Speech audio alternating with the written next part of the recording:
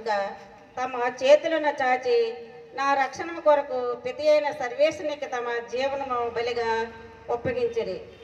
పాతకులు ఇనుప చీలల చేత ఆయనను స్లేవ మీద కొట్టి దానిని వాటిని అవమానకరమైన ఈ మ్రాని మీద ఆయనను మహావేదనతో చావా విడుదలటకు ధ్యానించదముగాక. నా రక్షకుడైన జేస్వ, నా హృదయమును మీ తిరుపాదములకు అంటగొట్టి అది ఇంకా ఎన్నటికీ మేము విడవకుండా ఉండుటకు నిరంతరము మీ పాదములో కాచుకొని ఉండజేయండి. నాకన్నా అధికముగా మేము ప్రేమించుతున్నాను. మీకు ద్రోహం చేసినందుకు నిండు మనసుతో దుఃఖపడుతున్నాను. ఆమేన్.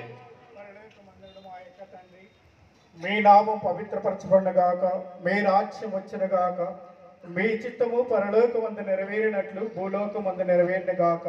నానాటికి కావలసిన మా అన్నము మాకు నేటికివ్వండి. మా యొద్ద అప్పుపడిన వారిని మేము మన్నించినట్లు మా అప్పులను మీరు మన్నించండి. మమ్ము శోధనయందు ప్రవేశింపనివ్వక కీడులో నుండి మమ్మల్ని రక్షించండి. దైవ ప్రసాదము చేత అండిన మరియమ్మ వందనము. ప్రభు మీతో ఉన్నారు. స్త్రీలలో ఆశీర్వాదం పడిన వారు మీరే. మీ గర్భఫలముకు చేసి ఆశీర్వాదం పడిన వారినే. పరిశుద్ధ మరియమ్మ సర్వేశ్వరి యొక్క మాత, పాపాత్ములైన మా కొరకు ఇప్పుడును మా మరణ సమయమందున ప్రార్థించండి. ఆమేన్.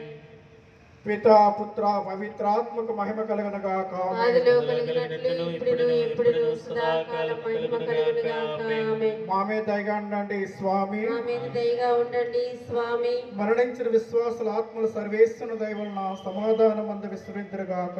ఆమేన్.